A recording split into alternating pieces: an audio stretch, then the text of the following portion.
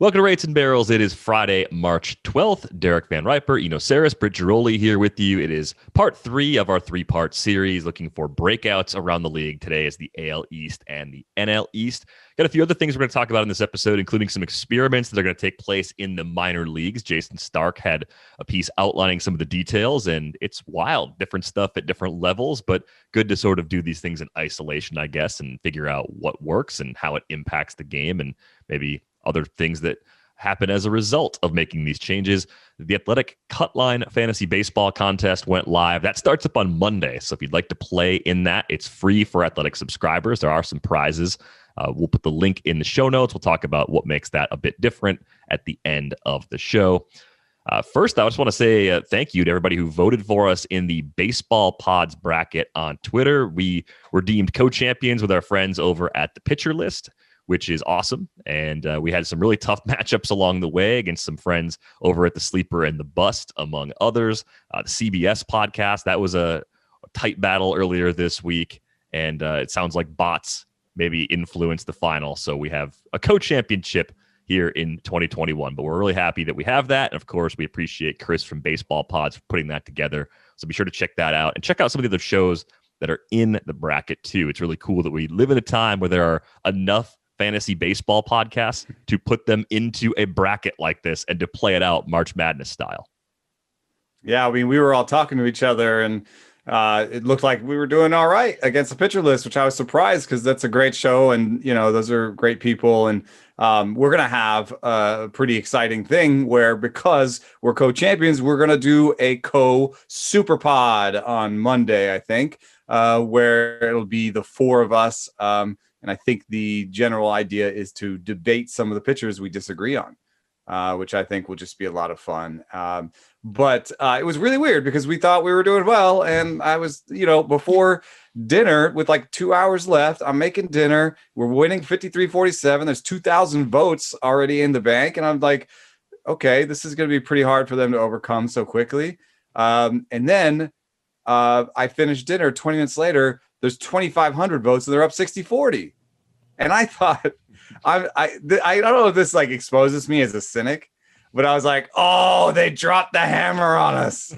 I thought they had had like a Slack message go out, like during dinner that they like waited, to drop a bunch of votes on us. And so I thought it was like a whole strategery thing. I didn't even think bots right away. But, Nick and Alex are just such quality individuals. They hadn't ever thought of even dropping the hammer on us. And they immediately went to Twitter and said that this wasn't right and that something was wrong. So even though they won 55-45, we think about 500 of those votes might have been from a bot. And anyway, this is why we can't have nice things, I guess. It's best for fun, it's supposed to be. Yeah, it should be a really cool pod, and I can't wait to listen to it. It's amazing to me as somebody not as shocker, not nearly as well versed in fantasy baseball as you two, to see the growth and the interest as it continues to get bigger and bigger. And we'll get into later, hopefully, a way for us to participate with the novices like myself and the people listening who aren't fantasy baseball nerds, aren't nearly as well versed. But it was cool to see how many people were like, I love Rates and Barrels. I love Pitcher's List. I can't choose between my children. And it's like, yes, you can. Pick the one with the most potential. I always think everybody with kids is lying when they say they don't have a favorite kid. I'm like, come on. Like you have a kid. You love all your children in a way that, you could only love your own children, but you probably do have a favorite kid. Like, let's be honest about that. Actually, the way that is for me with the 2 that I've got, one is very much like me when I was growing up. And then one is very much not like me. And so I know that it seems like a cop-out, but I love them both very different. Like, I will admit it's a different kind of love, because one of them I'm like, what? Like the younger one, Calvin, like most of the time I'm just like, what? And the older one, I'm like, yep. But which one do you love more? Which one? It's like, it's a little bit like, do you love yourself or your wife more? Never really Myself. stopped to think about it. Because it's a little bit, he's like the younger one's a little bit more like my wife, and the older one's a little bit more like myself. I'm a little bit harder on the older one. So I don't know. But like the older one wants to play Dungeons and Dragons, and the younger one is like knee deep in like paints, and we have these like he's very tactile, he's just like throws himself at art and stuff. So just different guys. On that note, hopefully Eno's kids don't stumble onto our YouTube channel and learn more about how they're weighted in the minds of their father. Let's get to our East breakouts. Soon. Another channel, another playlist that we can work on in addition to our dog training videos and sandwich making videos that will happen at some point in the future. But let's get to our breakouts. Let's start in Atlanta.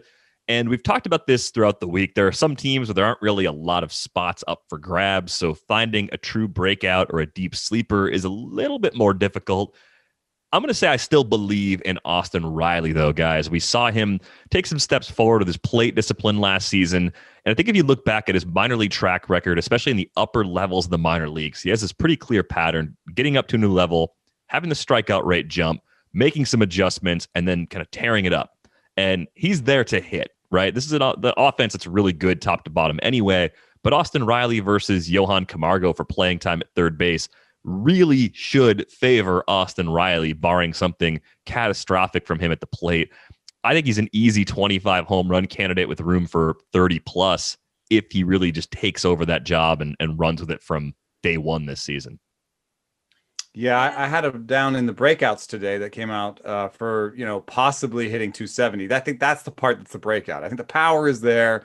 If he puts together the power with the new strikeout rate, I think he might be able to hit 270. But even if he doesn't, I think he's a great best ball guy because I think he'll be so streaky.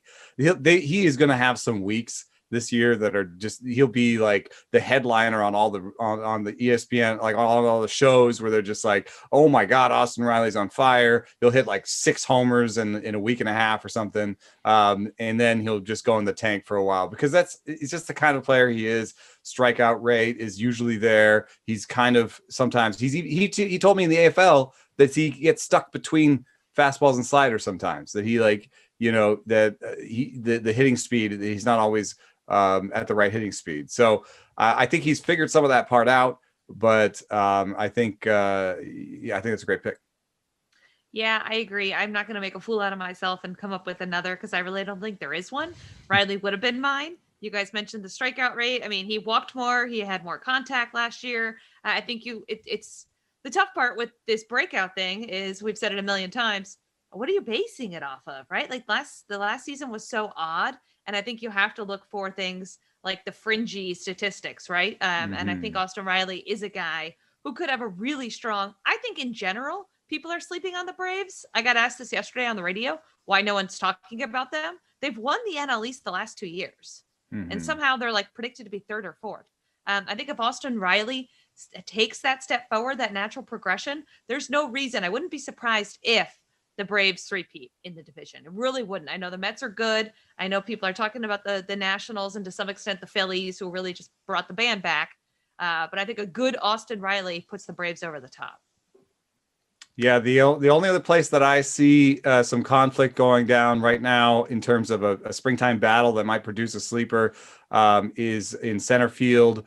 David O'Brien reported yesterday that Ender Inciarte can't grip the ball right now, which means that he's behind. And he's behind in terms of offensive potential.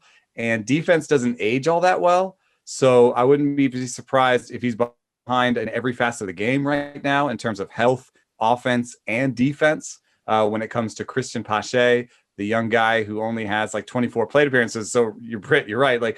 This is even worse than Austin Riley. What am I basing it off of? I'm basing it off of mostly potential, age, and the inferiority of the guy who's in the incumbent seat there in Ender Inciarte. So I do really recognize that you could do some things with Acuna in center, and that's definitely a possibility. So don't push your Christian Pache pick too high. But deep in a draft, for your final outfielder for a bench slot. The nice thing is that I think the projections are underrating his speed. I think if they let him go, and especially near the bottom of the lineup, I think that he could steal 25 bags. So you're talking about a guy who could, I think even like just being like more realistic, I think you could say 250, 10 to 15 homers, 25 bags. It's not a crazy prediction for him. So he does need to win the job outright for that to happen. But if Ender Inciarte can't even grip a ball, I think that's another source of sleeperdom. No, there's not a lot of like position battles really in Braves game. Like the backup catcher is a big deal there, which lends you to believe that if the backup catcher is being talked about, there's just not a lot of position grabs. And Camargo looks like, I think you're right, DVR. Camargo is like obviously their utility guy. Yeah, I mean, he's penciled in everywhere, so he can't be the starter at third. He's a nice player, but not necessarily a guy you want to have in the lineup each and every day. Let's go to Miami.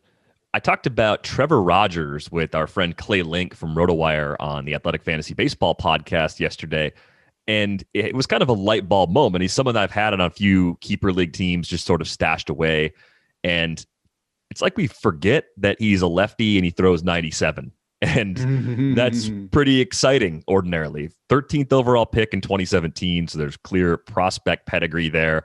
And if you're trying to bet on starting pitchers exceeding expectations, look at the Marlins over the years, in part because it's such a pitcher-friendly environment in Miami anyway.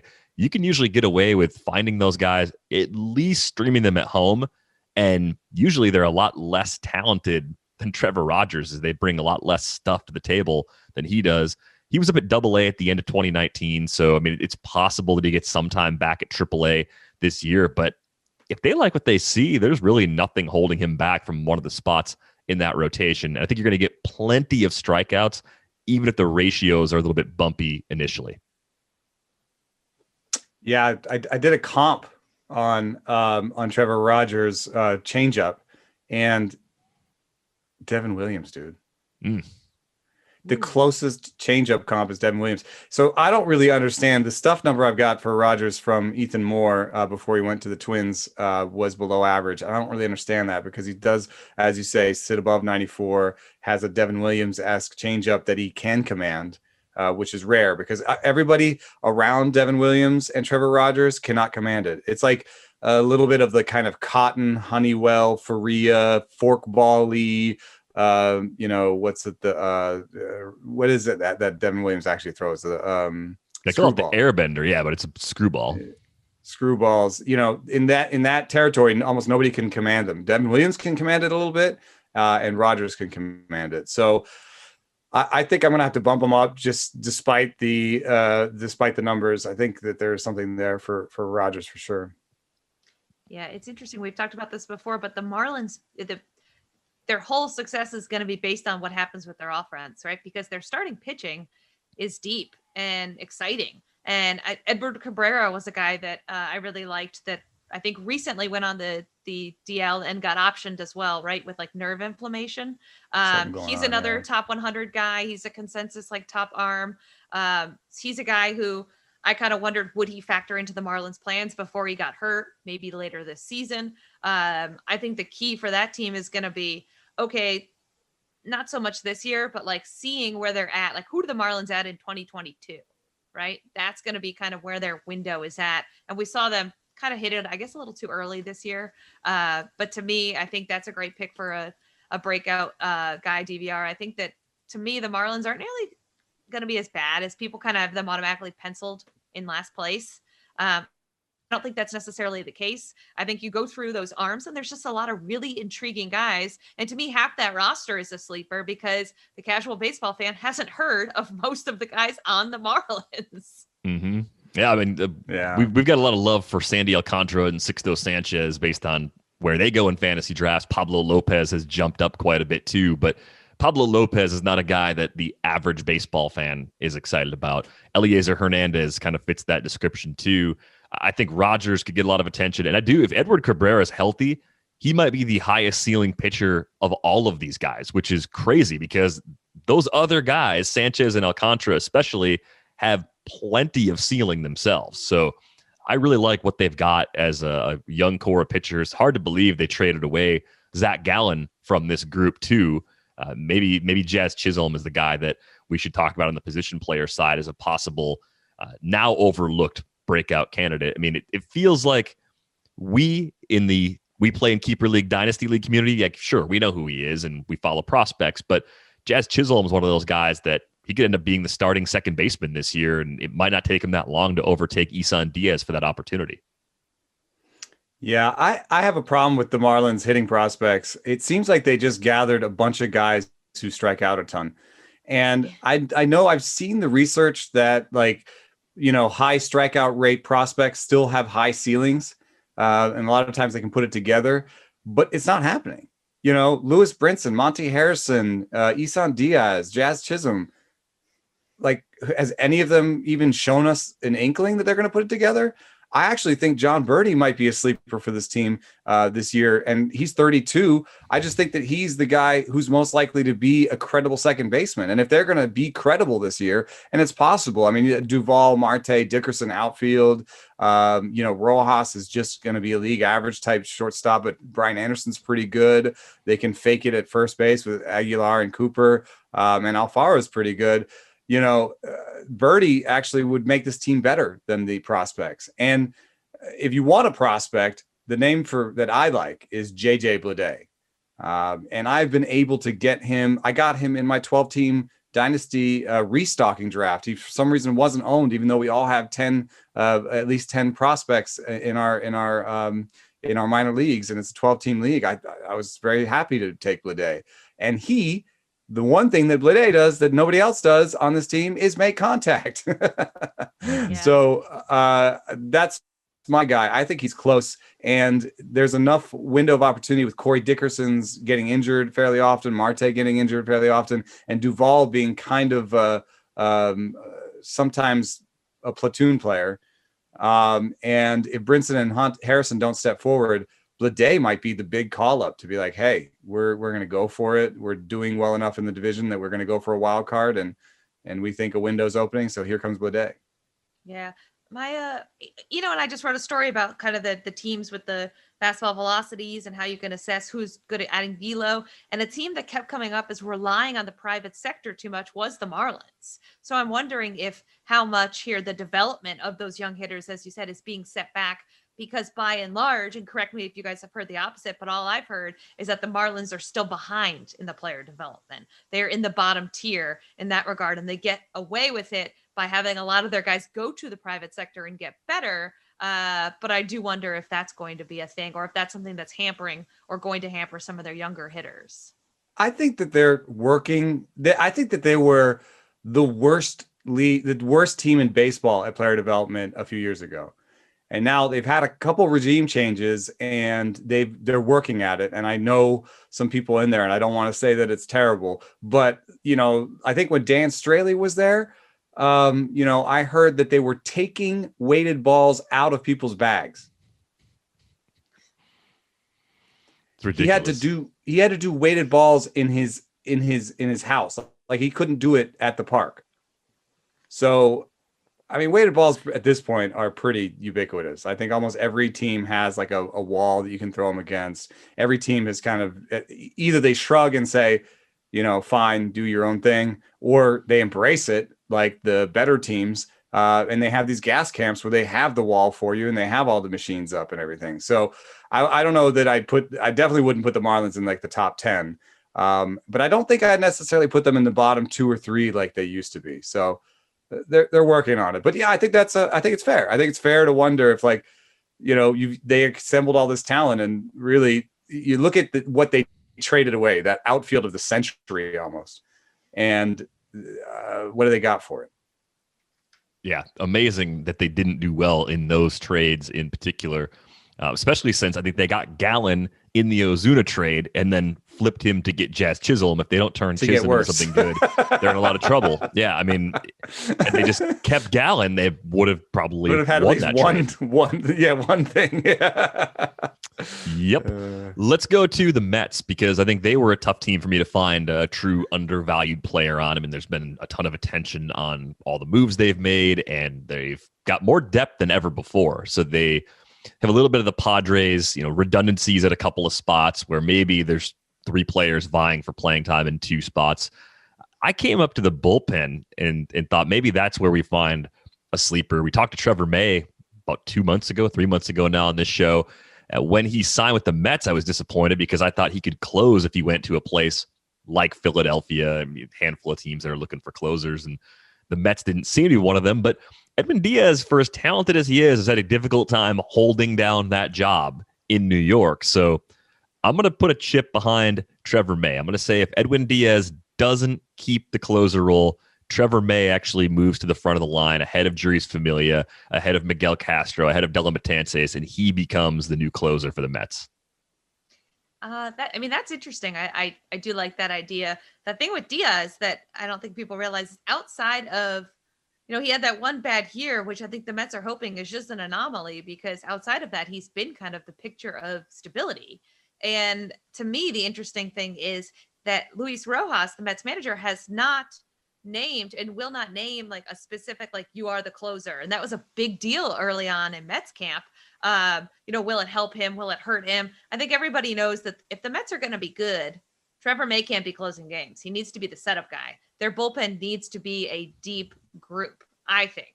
I don't think they can win the NL East without that bullpen stepping up, without all of those guys firing. But I agree, there's not really a whole, like, you look up and down that roster, there's not like a whole lot of, I guess, sleeper picks. Maybe Walker, just because he hasn't pitched very much. Taijuan Walker could be one, because I think his spring outing the other day that actually I was in Florida for was his 2nd or 3rd outing in the last 2 years. So you're not entirely sure what you're going to get out of that guy.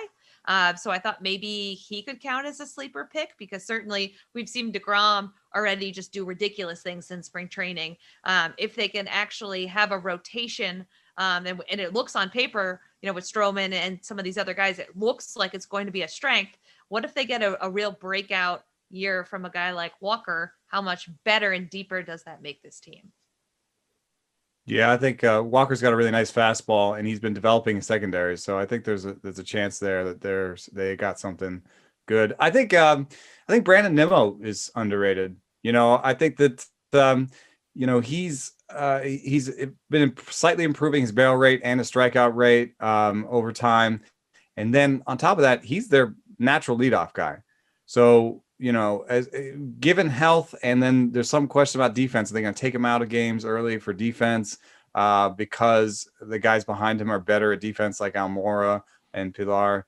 But given that caveat, I would say that he could get a ton of plate appearances. He hasn't had more than 530 in a season so far. So what if he got to 650 this year? I think that given those barrel rates, given the slightly improving strikeout rate, I think you could get a guy who hits 275 with 20 homers and 10 steals. And I don't think he's going at that price. I'm not saying you should pay that price, because there are these questions about his defense. But this could be a peak year for him. And they could use a guy who plays 2 ways at center. I mean, that's been a problem for them.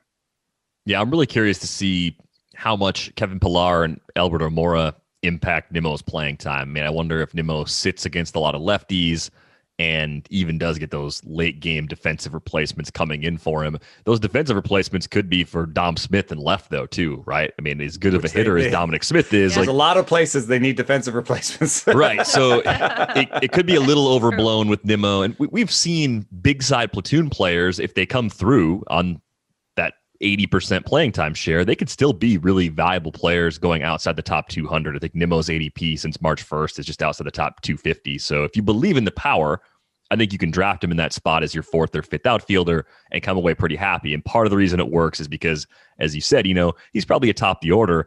Taijuan Walker, I think it's a good call, Britt. I mean, I just think he's a forgotten player in some ways. And once upon a time, he was one of the best pitching prospects in the game. He's not that old either. He got to the big leagues so quickly. You look at Taijuan Walker and you're like, oh, holy crap, he's only 28. That's amazing. I thought he was 35 because he broke in 2013 now. Pitched really well in the shortened season with the Mariners and Jays, too. I think that offers a glimmer of hope that he can be a stabilizing presence in the back half of that rotation, because there are some questions in the back. I think David Peterson, even though he's a former first-round pick, I don't think he's more than a number 4, number 5 starter. Some people think there could be more there. I just don't see it. Carlos Carrasco's dinged up right now, so that probably puts Joey Lucchesi in the rotation for a start or two, at least to begin the season. I just shivered. Yeah, he's not one of your favorite guys, I've learned. So I do think Taijuan Walker is pretty important to the Mets too, but I think relatively speaking, also undervalued and someone we should be going after where he's going. Let's take a look at the Phillies, where Spencer Howard would be my captain obvious selection. It's really a matter of health for him. They need him to be good. They really need him to be good. But is it going to be in the dreaded I saw flex Gelb role? say he's going to be. Yeah, I think I saw Gelb say he's ticketed for alternate site. Horrible use of resources. Yeah. Yes. He's not guaranteed to make the team, and not to. I agree with you. The Phillies are a better team when he's on the roster. They should probably, yeah, because Vince Velasquez, I think, is a really good Freddie Peralta looks like he's starting now, but in the old Freddie Peralta role, I would love to have him come in for 2 or 3 innings in the middle of the game, and try to keep it close if one of the guys blows up. I mean, Vince Velasquez and Matt Moore as a pairing is kind of exciting, actually. You got your lefty and your righty. They both, have decent velocity. They have bad command, can't go deep into games. I think that I would do that and try to give Howard, you can give him the 5th spot, right? If you give Howard the 5th spot, you can skip him a lot, right? That's, in the first month, the 5th guy gets skipped a bunch. And that's how you keep his innings down, and you keep him with the major league pitching coach. And I don't know. That's what I would do. Yeah. Don't send guys like this to the alternate site. Just don't do it. Like anything, Britt. I know you despise the Phillies. Like they're not Britt's Phillies. Why are they doing this? Why are they sending to the alternate site when they could just use him in the bullpen? And look, but if he's bad, here's my argument for any player who is not an obvious stay up all year sort of guy, which I think is a fair description of Spencer Howard. I think he's good, but if he struggles, you can option him down later. Like, why not just continue the development and get the development right? See, because what I've heard from teams is they think that that's worse than just start. They'd rather they stay at AAA or whatever, crush at the alternate site, feel good about themselves, come up and stay up. Then a lot of young guys take that first optioning the wrong way. They take it hard. They feel like, I got my chance and I guess I couldn't hack it. Yeah. So I kind of think if you're going to call him up, he better stay up. You better not say, well, if he falters, we'll send him back down. I think the issue with a lot of these young guys is that psyche. So that's important. Confidence is huge. Is huge. But I don't mean to keep picking starting pitchers, but my guy for this is Zach Eflin, because I think he's a guy who we know is going to make the team, right? He's going to be like their number 3 starter. And I think he has shown signs that he's good. He had a really good year last year, but I think he actually is a guy who you look at some of his stats and he could even be better. And I think he's a key part, kind of like Walker, he's a key part of that rotation, because the Phillies are basically kind of like rolling the dice with that same band, right? That's what Dombrowski did. He brought back basically that same group again.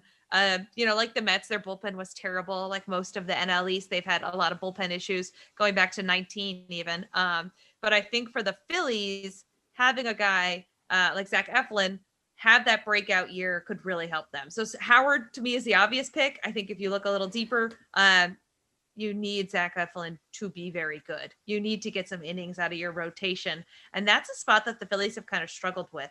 Their rotation hasn't been very good or able to go very deep as of late either. Yeah, I had Kingery in there. I just think Kingery can get back to 2019. That might not be super exciting to shallower leagues. I mean, that's like 250 with some power and speed.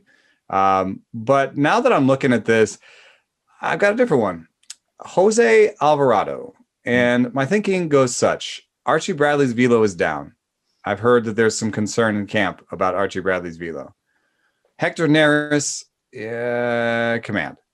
Brandon Kinsler is kind of like a ground ball-y, bring him in with people on base kind of guy. Jose Alvarado is throwing triple digits in camp right now. I hope you guys are watching on YouTube so that you can just see the. Did you see me start beaming when you said Freddie Peralta might be a real starter again? Yeah. Oh man, the moving images coming out of camp for him are very exciting. That slide is he doing like a slider cutter fastball thing? I believe so. Yes, that is. Looked really nice. It looked really nice. So he gets Peralta. Like it. He knows what he has to do to make it work. And you know what? The kid thing is, who do you like better, Victor Robles or Freddie Peralta? I'm like, I love them both in different ways. I am so down on Robles and DVR. We can debate this because it's, I think, our next team. But you state your Victor Robles love. We'll give you. Mike Rizzo likes him too. Mike Rizzo loves him. Apparently, it's all about 2019. I'm giving him a pass for 2020. Like he wasn't in shape. 2019. It wasn't that good in 2019. He was good for our silly little game that we like to play, though, because he had power, he had speed, scored a decent number of runs. Right? I mean, I think there's easy 12 to 15 home run power there with room for more. And the speed, assuming he's a little lighter than he was last year, comes back, and he's a 25 steal guy. And have you seen him, Britt? He's thinner. I do think he learned from, I think the real problem, and this is just my opinion, is he came up before Soto, right? He was supposed to be the guy. He got hurt. Then Soto comes up. You see Soto's power. Is like the best ever. Yeah. He gets a little taste of the power life, and he's like, I'm going to pack weight on to be a home run hitter. And it's like, that's not you, Victor Robles. Like, you actually also need to move around in center field. So I do think he's learned a little bit. My breakout guy is Carter Kieboom, though, because the Nationals cannot have a guy who, by the way, has been very pedestrian in spring training. Has not homered, hasn't had I don't think an extra base hit. I'm sure someone will correct me if I'm wrong, but he hadn't, at least when I was down there. And I think you hear differing things in that organization about him. Some people are like, oh, he's going to be fine. Other people are like, should have sold him when he was like a prospect, 2 years ago. And to me, if you're the Nationals, you can't have like a singles hitter at third base. And part of it's Carter Kieboom, not Carter Kieboom's fault, because the Nationals kept moving him around trying to find a position for him when they had Trey Turner, and they knew all along that he wasn't going to come up and play shortstop. So what were they doing? Right? Like, why? Like, part of the issue is his development got stunted moving around a little bit and learning new positions. But to me, the sleeper guy, the guy who needs to have a breakout year is Carter Kieboom. Yes, Victor Robles, because it's very clear Deivi Martinez wants Robles, Turner, Soto as his lineup. And if Robles can't handle the leadoff spot, that's a huge issue for them and for that whole lineup going forward. But I think Carter Kieboom is another must for them. I hear you. I hear that he's a must for them, but just break it down for me in terms of what you think will actually happen in terms of Kieboom, Castro, Harrison, Garcia. You've got second base and third base open. Who do you think plays the most? I think Kieboom plays the most at third base. I think he's going to be given every opportunity to fail. If he fails, then I think they consider putting Castro over at third, putting Garcia at second. But what's interesting is Garcia was long considered behind Kieboom, and he actually held his own and took a step forward, whereas Kieboom kind of took a step sideways in 2020. And people made a big deal about maybe his groin was hurt. Well, he's fine now, and he's still not hitting for power. So So you're saying like basically give Kieboom the 8th spot or the 7th spot? Yes. And probably the 8th spot. 8th spot. Put Gomez and Gomes in 7 and Kieboom in 8. Yeah. And maybe he'll get some walks just by being in front of the pitcher. Maybe. You know why I'm smiling again is because if Gomes is hitting 7th and if Kieboom is hitting 8th, you know where that means Victor Robles is hitting? 1. He has to hit 1, Derek, for this to work. He has to hit 1. Yeah. But he can do it. I think people are underselling the hit tool. I think he's a good hitter. He's going to put a ton of balls in play. He runs well. I don't think he's not a power happy hitter. Guy or anything. No, he's not a power hitter. But if Victor Robles is another Starling Marte, is that disappointing based on what he was supposed to be as a prospect? Starling Marte has been a very good player for a long time. Like I think Marte hits the ball harder.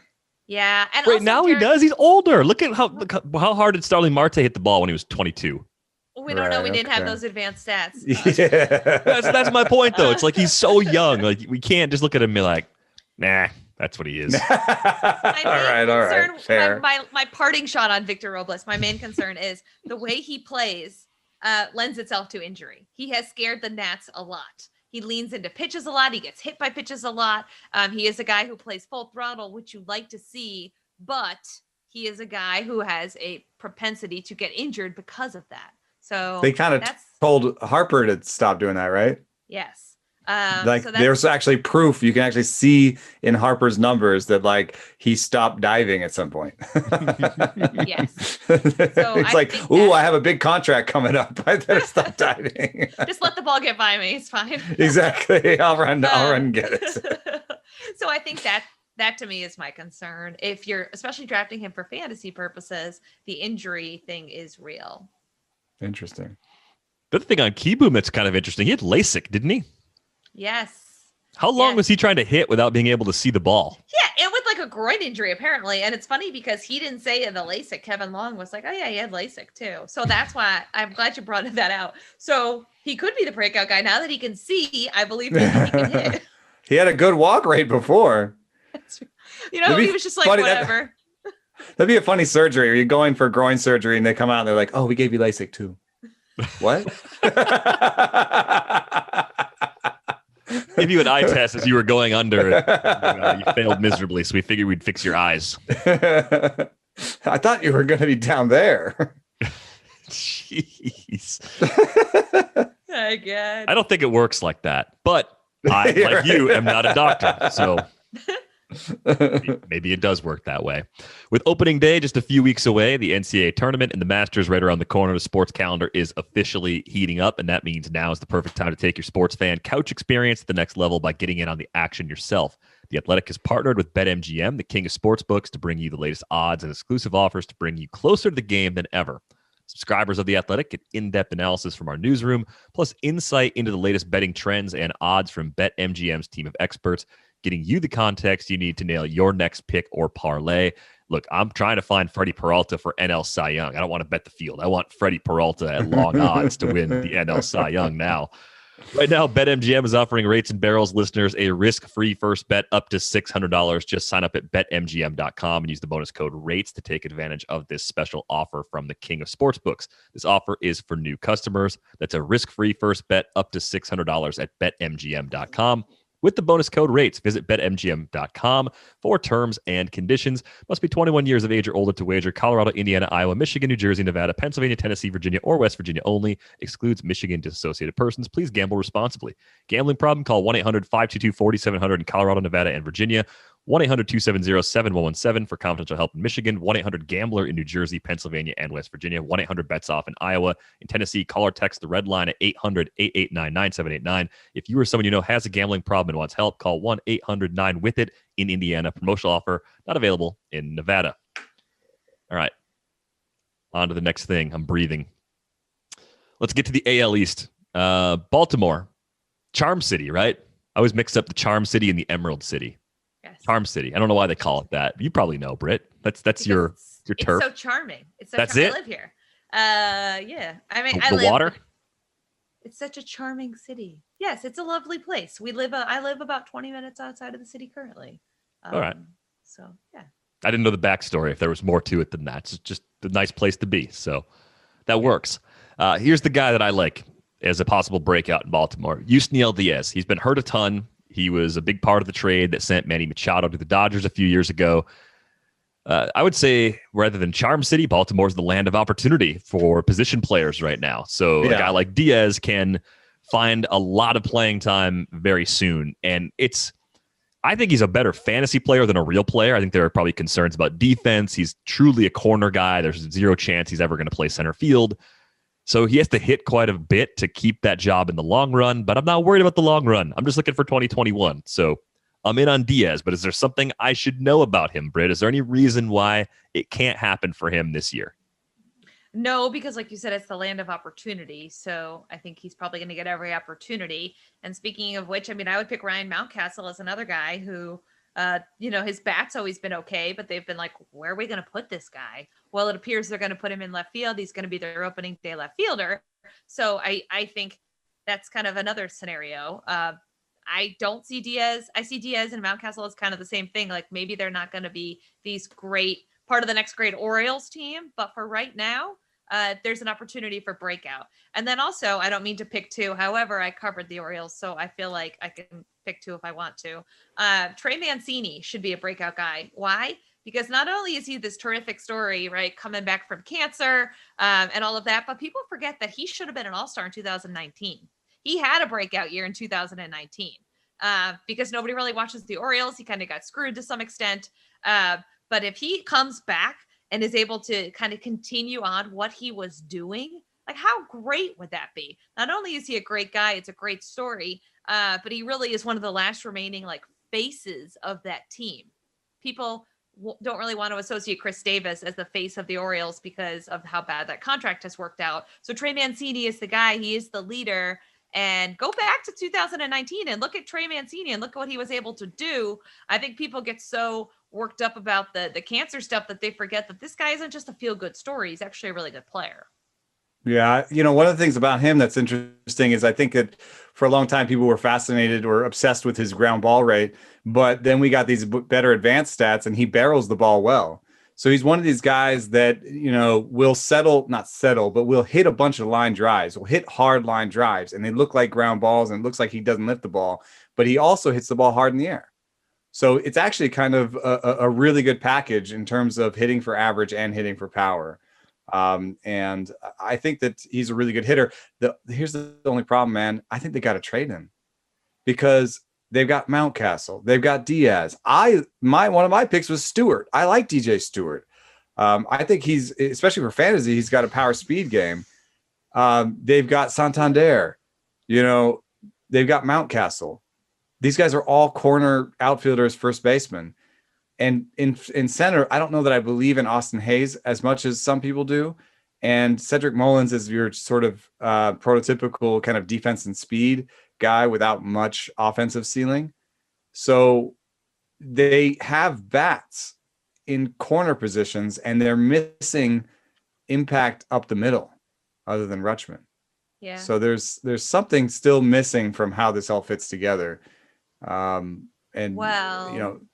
out there they're gonna put Jahmai Jones out there, and I don't, I've talked to a fair amount of sort of scouts and industry people on Jahmai Jones, and there's not that much excitement for him. So they're kind of scrounging at short, second, and third, and yet they've got an abundance of first base / outfielder types.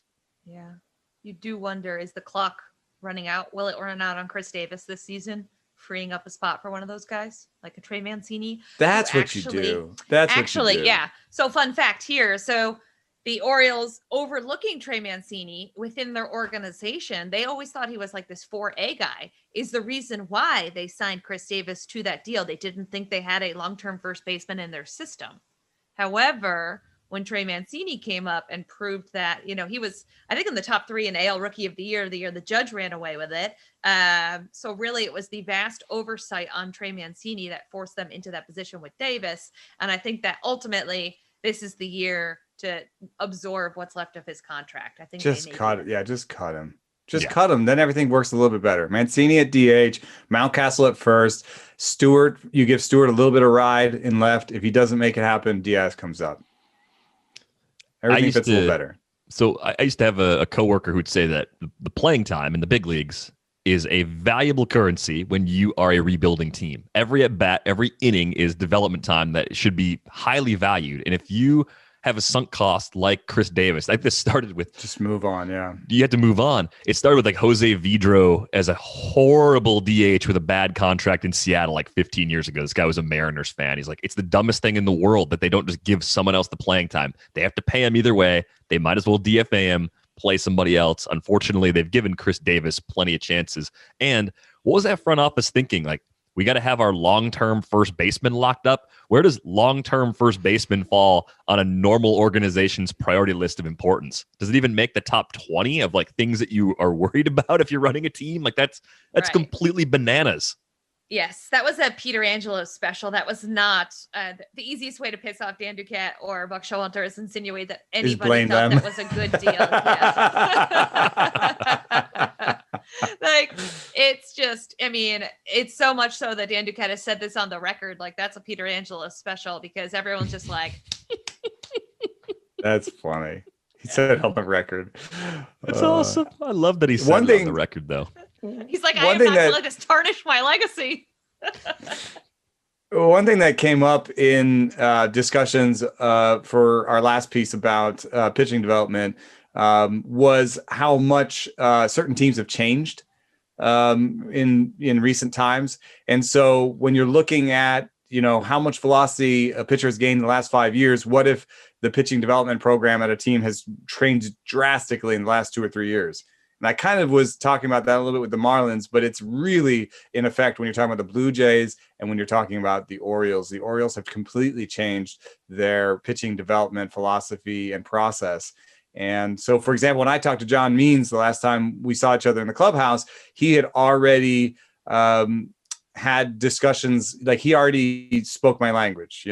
We talked about spin rate and spin efficiency and spin comps, and like how he developed his changeup and how it was the Marco Estrada changeup. So that's the first wave. The second wave, I actually like Dean Kramer and Keegan Aiken a little bit more than most. And I know the park is tough and that makes it tough on fantasy.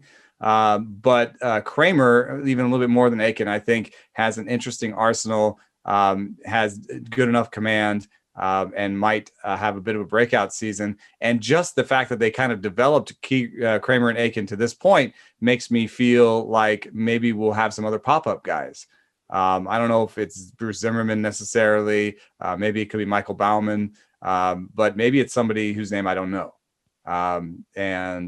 So I have some confidence now in the Orioles to produce pitchers. So I just wanted to put Dean Kramer on this list as a bit of a name. Anyway, we've given people like 10 names to this team, and that's what happens with bad teams. I mean, it's a lot easier to go hunting on a bad team. Yeah, there's a lot of sleepers. No one knows who they are. And also I have a soft spot for them, for Charm City. So thanks for giving them airtime, guys. Happy to help.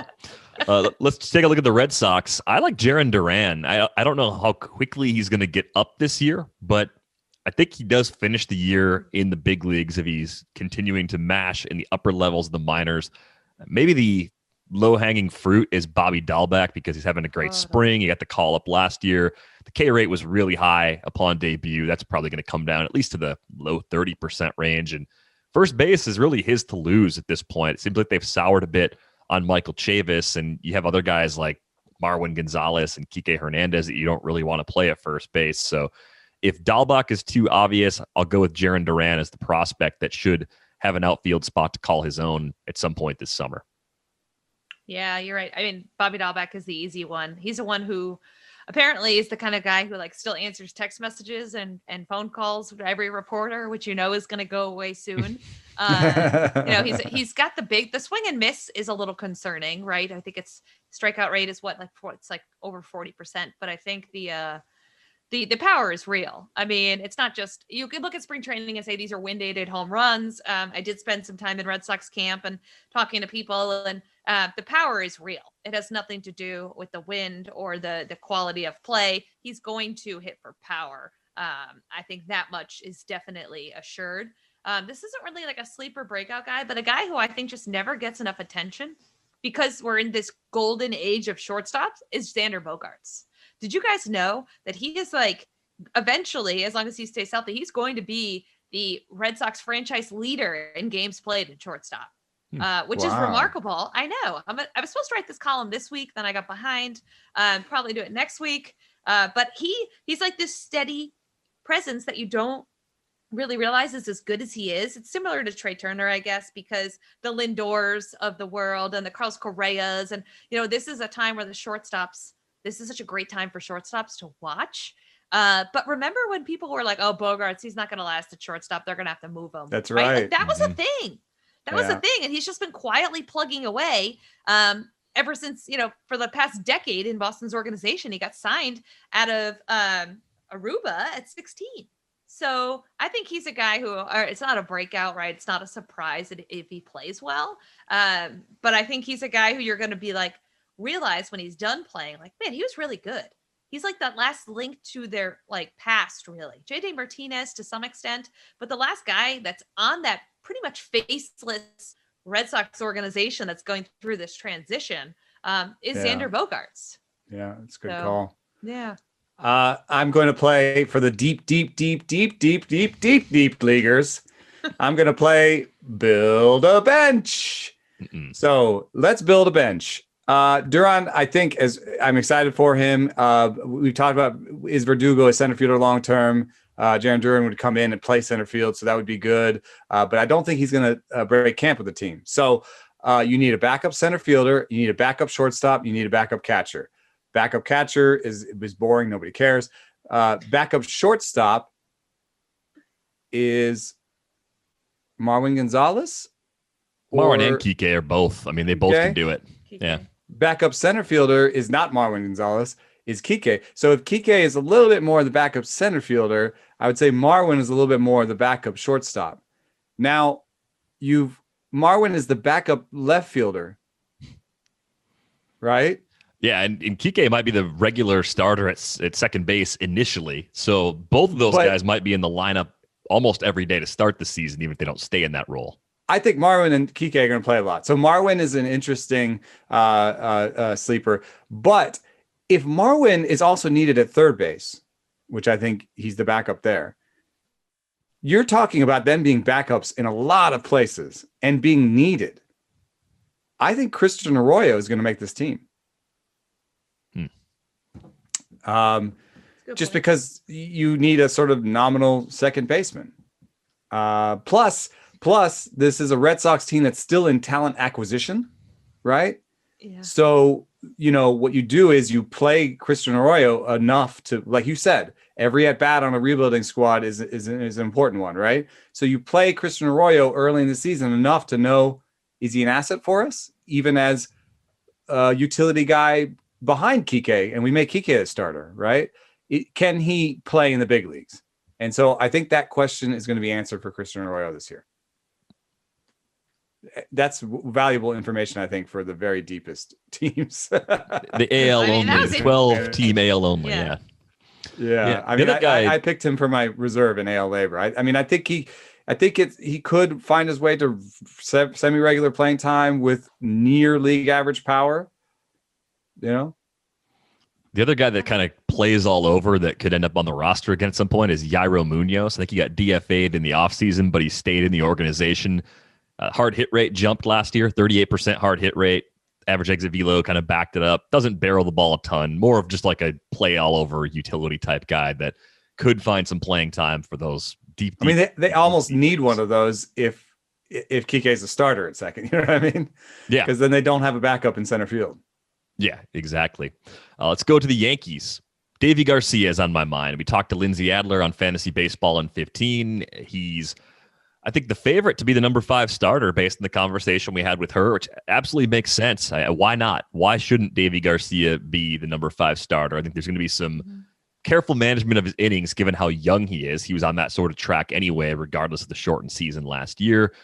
But I think we're talking about someone that might be able to come in with a sub-4 ERA and a pretty good whip, even having to pitch half his games in Yankee Stadium. I think everything you see and read about Garcia points to a guy who's much more polished than most pitchers his age. And I think that gives him a chance to really thrive here in 2021.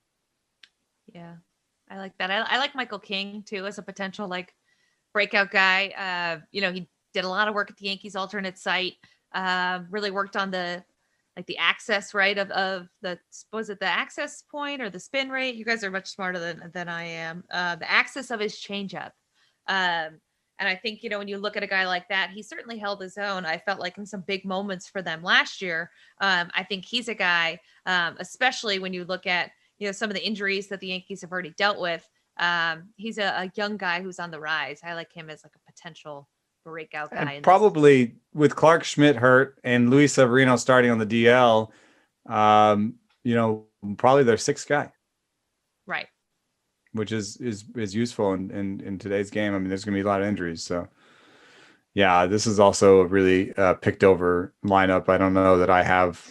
I actually don't know if I have a sleeper for you. I have noticed that Aaron Hicks is not valued very highly in drafts. I did ask somebody about the sort of Jay Bruce situation. Like, if Jay Bruce makes this squad, then Mike Tauchman is in trouble. in terms of roster spot because they brought Brett Gardner back. And I did ask someone like, so who's going to open on the DL so Mike Tauchman can make the team? And they said Aaron Hicks. But that's not saying that there's actually an injury. It's just, it was just a guess. But otherwise, I like Aaron Hicks. And he steals he steals some bags, hits some homers, doesn't really hit a high enough average or do any of the bag stealing or homer hitting enough for people to really register him as like, oh, I'm going to pick him for power. I'm going to pick him for speed. A lot of those guys get undervalued because, late in a draft, you're like, ooh, I really need speed.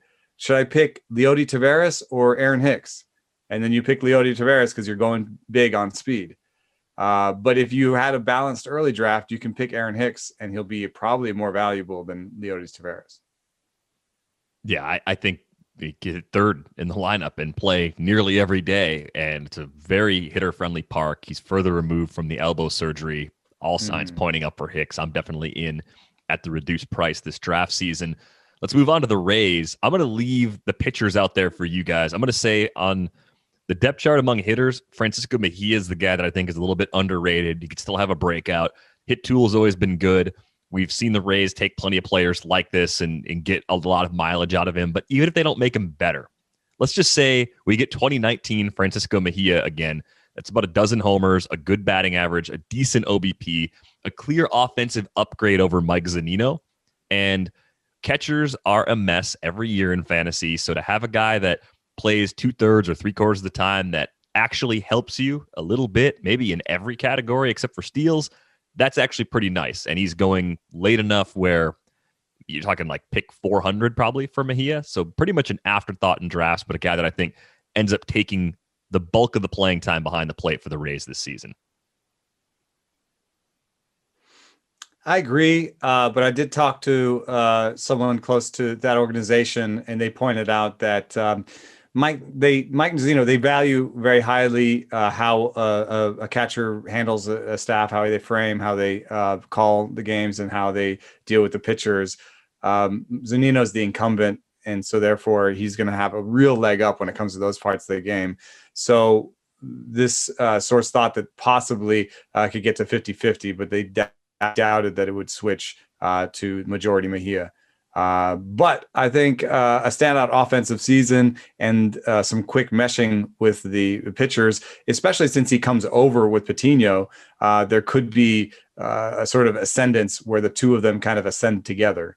Because Patino, I think, is going to start at the alternate site and come in as a starter, is my understanding.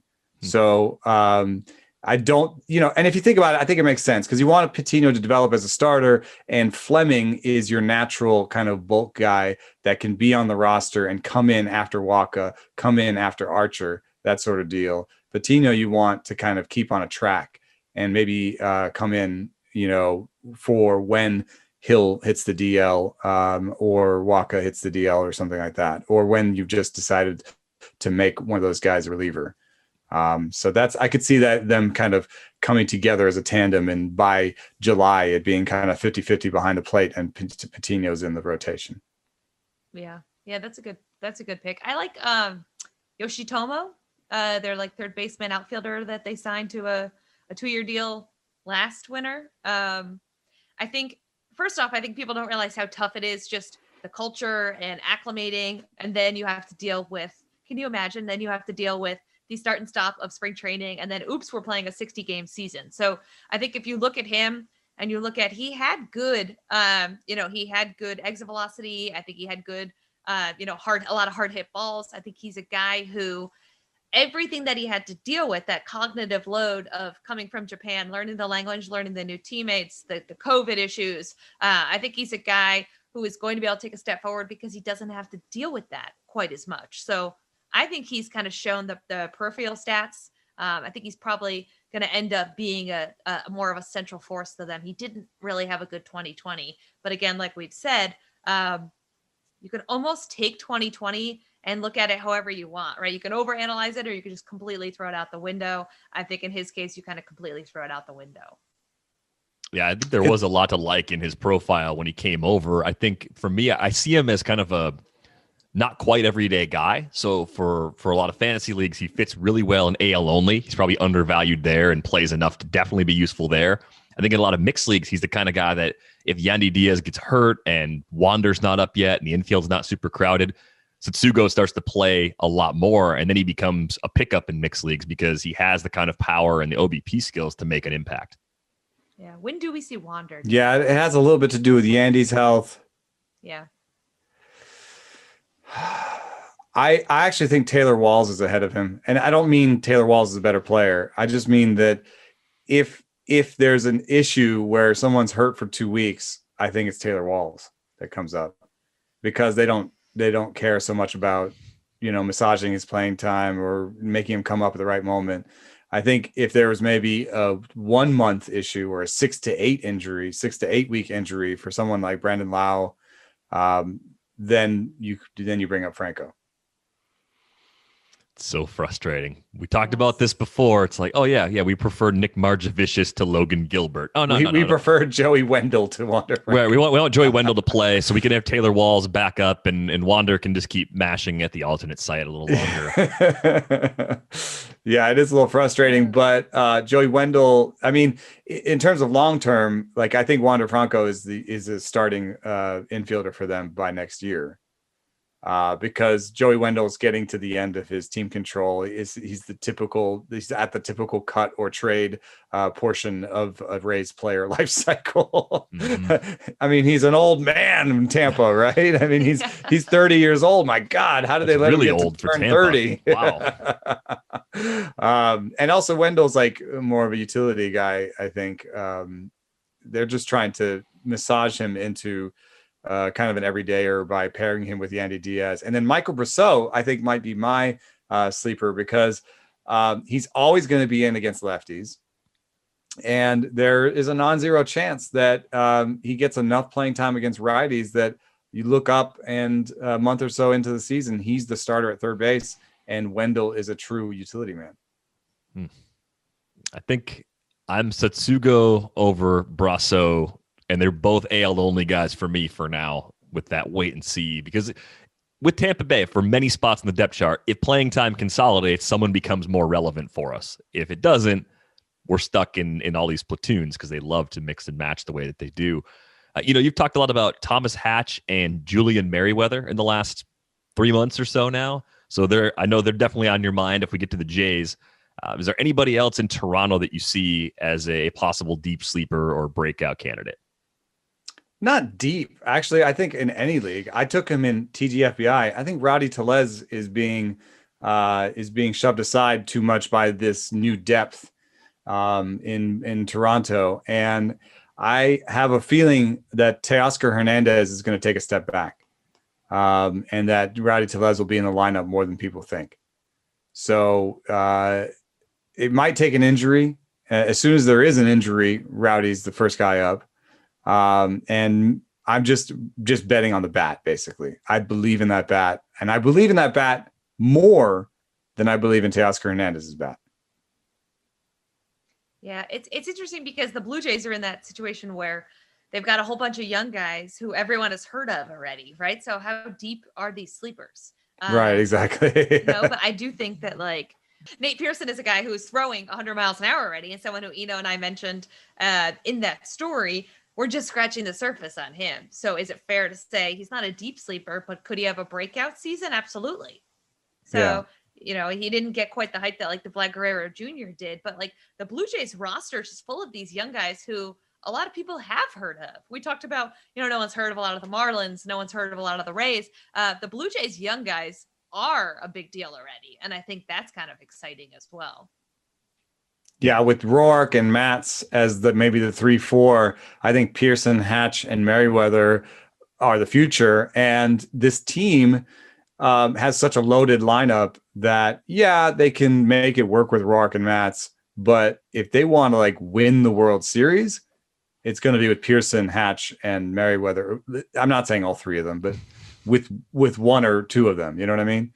So that's why I like those young guys, and I know internally that the plan is for Merriweather to get to 100 innings, and that Hatch is ahead of him in terms of being stretched out. So does that mean Hatch gets to 150 where some of them are simulated kind of alternate site type stuff, or, what's the deal there? So I don't know exactly how I put this together, but I think that at some point the best rotation this team can put together has those three guys in it. Yeah, I think they need a couple of wins in the bottom half of that rotation if they're going to keep pace in the AL East. They're going to take a step forward, but how big of a step, I think, hinges on the performance of three of those guys in particular. I got one more for this team before you leave. Kirby Yates came out. I don't know if I said on this podcast, I've had to do some podcasts, but Kirby Yates maxed out at 93.8 in his first appearance. And that's not vintage Kirby Yates. So Jordan Romano is on all my lists right now.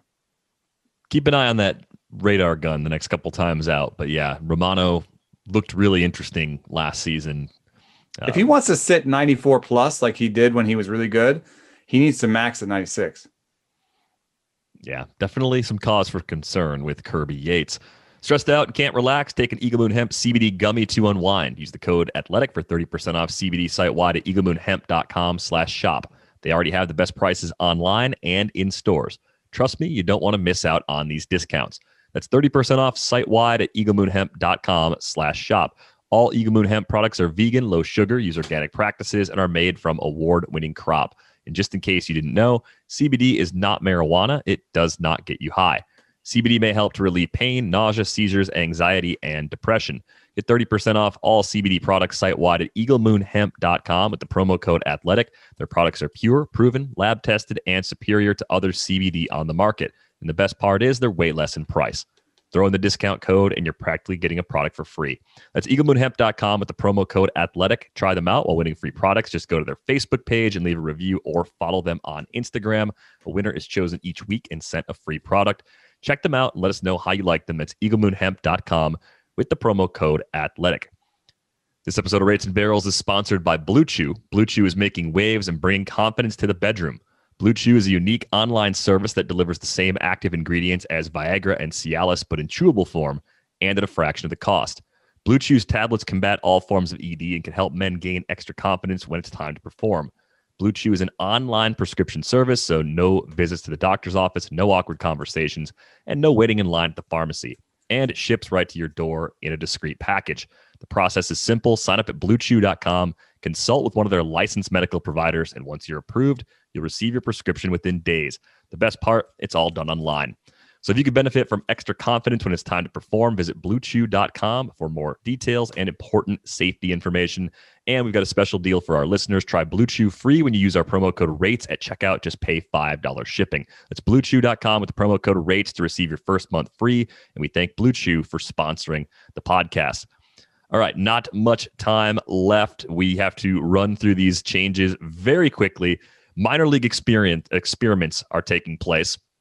Jason Stark wrote about this, and the goals are as follows, as written in the piece: a game with more action, more balls in play and less dead time, a game with more pace and better rhythm, a game with more base stealing and more chances for world-class athletes to show off their athleticism in the field on the bases, and a game with less swinging and missing, fewer pitching changes, and less time between balls in play. So we have some changes at various minor league levels. Here's what's happening. I'll run through the changes. You guys can let me know what you think of these kind of as a group. No infielders in the outfield. That's going to happen at Double-A. Some pretty big impact there for pull hitters and really slow dudes. Bigger bases. That's going to happen at Triple-A. Bases are 15 by 15 inches now. They're going to be 18 by 18 inches at Triple-A. Also a new material closer to the ground as well. Pitchers are going to have to step off the rubber before attempting a pickoff. They're going to do this at High A, so that's obviously good for base runners, has a pretty big negative impact on left-handed pitchers' pickoff moves. And automated balls and strikes are going to happen at Low A. Plus, there's going to be a 15-second pitch clock, which is down from 20 seconds in the upper levels of the minors. Pitchers will have 15 seconds to start their windup or come to a set position from the stretch. Otherwise, it's an automatic ball. The batter has to be attentive, in quotes, whatever that means, to the pitcher with the 8 seconds being left on the clock. Otherwise, it's an automatic strike. And there will now be a 30-second clock between batters mid-inning. And the time between innings goes from 2:15 to exactly 2 minutes. So a lot of things. couple different changes, different levels. Britt, what was your reaction when you saw this? I think most of the changes are good. I especially like the bigger bases because I think it's going to be more exciting to watch. Listen, I love stolen bases. I don't know if I'm in the minority here. I think it makes the game really exciting. I love the speed. I love the athleticism. I love stolen bases. I think it puts a lot more pressure on pitchers and defenses. And so I think the bigger bases is going to make it easier and safer. You're going to avoid a lot of the collisions at the plate. I really like that. I'm kind of on the fence about the rule that allows or that kind of deters you from the shift, right? Having both of your feet on the infield dirt. I don't know how you guys feel about that. To me, like I'm all for everything else. The pitch clock, about damn time. Like put a clock on them, throw the ball faster, get in the batter's box. Cool with that. I don't know if get in the box. Get in the box, especially during the playoffs. That just drove me insane. I think. Oh my god! No more García Pare. Right. Stop messing with your batting gloves. They're on once they're on. Yeah. I guess I'm curious your guys' thoughts here because I don't feel one way or the other about the infield rule because why punish teams that have advanced information that know where to position guys, right? Are we almost going backwards now with that rule? That one to me was the one that stood out as like, are we going too far backwards? I guess a little bit of a worry with that is that if you look at it, there are some small market teams that have been doing well at pitching at run prevention. We just talked about the Rays, right? They've been doing well at run prevention using these kind of tactics, using shifts and stuff like that. And it is an opportunity for you to kind of get some value out of the field without spending a lot of money. And so if you do make it so that just the best athletes win all the time, then you might make it so that the richest teams just buy all the best athletes and there's no strategery that the smaller market teams can do to stick with them. So that, I guess that's a possibility. On the other hand, I do like the fact that there might be more singles. I mean, singles is their balls in play. You know, they're exciting. You know, it's not always that exciting to have like a second baseman grab what would be a single in short right field. It's kind of bizarre actually. So, and I think fundamentally baseball has the right to do these things. You know, they have the right to play with the game. If the game doesn't look the way they want it to exactly, then they can play with it. I mean, we had massive changes to what passive interference was in football. We had massive changes to what kind of hand checking you can do in basketball at the perimeter. We've had massive changes to the other sports. And I think baseball in some ways has fallen behind in terms of manipulating the sport and trying different things. So mostly I'm cool with all of it. With the base pass thing, yes, making the base bigger will make the base pass shorter. But we talked about on the show the other day, why not make it 5 feet shorter? Yeah. So that's the only thing I was like, wow, like if we're trying all these things, why not try a completely different situation with the base pass? It's not like 90 feet was handed down from God. I think you'd get a lot more pushback though.